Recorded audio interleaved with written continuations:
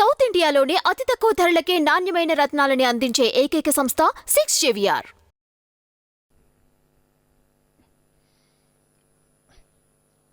ఓం నమో వెంకటేశాయ. ముఖ్యంగా నాకు ఈ అవకాశం ఇచ్చినటువంటి పెద్దలు, గౌరవనీయులు ముఖ్యమంత్రి శ్రీ నారా చంద్రబాబు నాయుడు గారికి నా హృదయపూర్వక ధన్యవాదాలు. మొట్టమొదటిసారిగా ఇది అభినందన సభ కాదు, నాకు ఆశీర్వాద సభ అని నేను భావిస్తున్నాను. ముఖ్యంగా నేను ఎక్కడ కూడా ఏ సభల్లో కానీ ఎక్కడ కానీ పోయి మాట్లాడిన సందర్భం లేదు. మొట్టమొదటిసారిగా నా మిత్రుడు వంశీ అడిగితే స్టూడియోకి వెళ్ళాను. ఇకపోతే చాలామంది అనుకుంటారు ఏదో టీవీ పెట్టాడు, ఏదో చంద్రబాబు నాయుడికి సపోర్ట్ చేశారు, అందుగురించి నాకు టీటీడీ చైర్మన్ ఇచ్చారని ఒక అపోహ ఉంది. నేను అది మీకు క్లారిఫై చేస్తాను 2 నిమిషాల్లో. నేను 1971లో హైదరాబాద్ వచ్చాను. 1972లో ఎన్టీఆర్ ఫ్యాన్స్ అసోసియేషన్ రిజిస్టర్ చేశాను. నేను దానికి జనరల్ సెక్రటరీ ఉన్నా. అప్పట్లో శ్రీపతి రాజేశ్వరరావు, నెల్లూరు రమేష్ రెడ్డి, మేమంతా కలిసి ఇక్కడ అసోసియేషన్ పెట్టి చాలా కార్యక్రమాలు చేశాం. ఒక కార్యక్రమం సందర్భంగా 1977లో ఇదే మురళీమోహన్ గారిని, ఎన్టీ రామారావుని తీసుకెళ్లి మేము సన్మానం చేసుకున్నాం. ఇదంతా గత చరిత్ర. నేను పార్టీ పెట్టిన తర్వాత అన్నగారి పిలుపు మేరకు 1982లో అప్పటి నుంచి చివరి దాకా నేను పార్టీలోనే ఉన్నాను. పార్టీ కోసం పనిచేశాను, దెబ్బలు తిన్నాను, జైలు పోయాను. అసలు 15 సంవత్సరాలు నేను ఎల్లో షర్ట్ తప్ప వేరే షర్ట్ వేసుకోలేదు. కొంతమంది మిత్రులు తెలుసు. అంటే నేను ఏ పదవి చేయలేదు, ఏ పదవి ఆశించలేదు. సో ఒక సైనికుల్లాగా పనిచేసేవాడిని. అదంతా గత చరిత్ర. తర్వాత మీడియా పెట్టిన తర్వాత కొన్ని ఇబ్బందులు ఎదుర్కొన్నాను, చాలా ఇబ్బందులు ఎదుర్కొన్నాను. గత 5 ఏళ్లలో నా మీద దాడులు జరిగినాయి. వారం రోజులు 10 రోజులు ఇంట్లో నుంచి అబ్స్కాండ్ అయిపోయాను. నా మీద రెక్కీ చేశారు. సెంట్రల్ విజిలెన్స్ వాళ్ళు రిపోర్ట్ ఇచ్చారు నాకు, బాబు జాగ్రత్తగా ఉండు, మీ ఇంటికి వెళ్ళేటప్పుడు వచ్చేటప్పుడు టర్నింగ్స్ ఎక్కువ ఉన్నాయి, సరే జాగ్రత్తగా ఉండండి అనే హెచ్చరికలు కూడా వచ్చినాయి. అప్పుడే పోయి second hand bullet proof car తీసుకుని దాంట్లో తిరుగుతున్నాం. సో ఇవన్నీ ఒక ఎత్తు.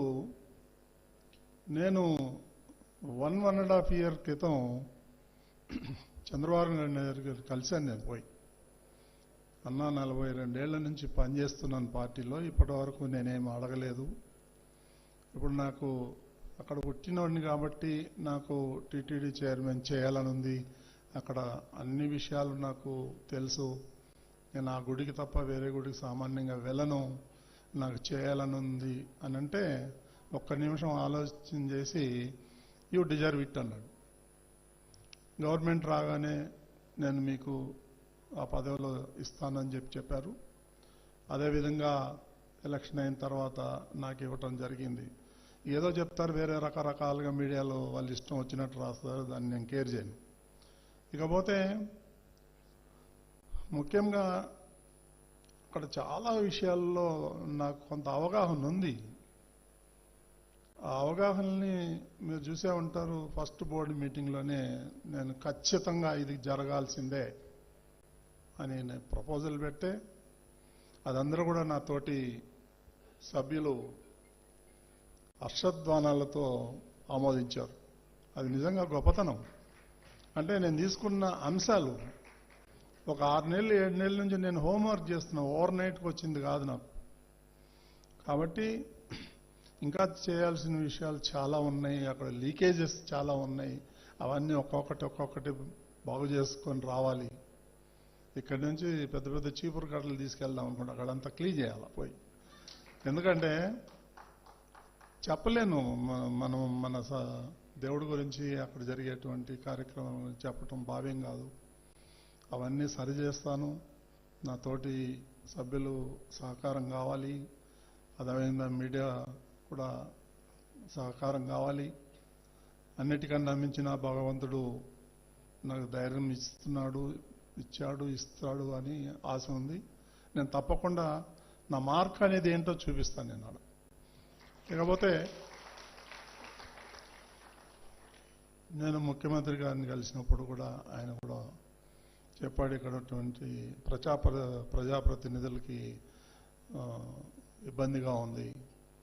అదేవిధంగా కేటీఆర్ కానీ, బండి సంజయ్ కానీ, వీళ్ళందరి నుంచి చాలా విన్నపాలు వస్తున్నాయి.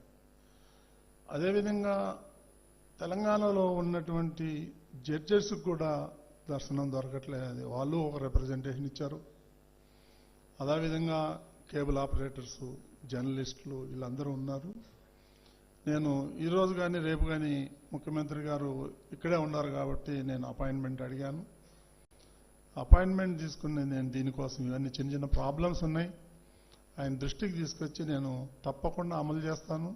అందులో మీకు ఎలాంటి ఇబ్బంది జరగకుండా దర్శనాలు చూసే బాధ్యత నేను తీసుకుంటాను.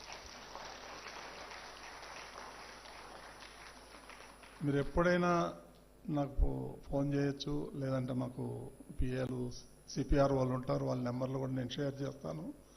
మీకు అలాంటి ఏమి ఇబ్బంది లేకుండా చూసుకునే బాధ్యత నేను తీసుకుంటాను. ఇక ఏదన్నా నా వల్ల ఏమన్నా పొరపాట్లు ఏమన్నా జరిగి ఉంటే క్షమించమని అడుగుతాను దేవుణ్ణి. నాకు మనోధైర్యం ఇది, నేను గట్టిగా పోరాడతాను. ఏది తీసుకున్నా ఇందాక రవి చెప్పినట్టు నేను సామాన్యంగా ఏది టేకప్ చేయను. టేకప్ చేస్తే దాని అంతు చూస్తా, ఎవరికి భయపడను. మీకు అందరికీ తెలిసిన విషయం, చాలామంది సీనియర్ జర్నలిస్టులు ఉన్నారు ఇక్కడ. నేను అతి మొండివాడిని, నేను దేన్ని వదలను. నేను నిజాయితీగా ఉండా. మొన్న కూడా అధికారులతో సమావేశం పెట్టాను. నేను కొంచెం తేడాగాడిని, నాతో కొంచెం జాగ్రత్తగా ఉండండి మీరు, నేనే తప్పు చేయను, మీరు తప్పు చేస్తే మాత్రం వదిలిపెట్టనని. సో ఇప్పుడిప్పుడు కొంచెం సర్దుకుంటున్నారు అందరూ. ఓవర్ నైట్ అయ్యే పనులు కావు. ఒక్కొక్క డిపార్ట్మెంట్ పిలిచి దాన్ని క్లీన్ చేసే పనిలో ఉన్నాను. కాబట్టి మీరందరూ నాకు ఈ అవకాశం ఇచ్చినటువంటి పెద్దలందరికీ కూడా హృదయపూర్వక ధన్యవాదాలు.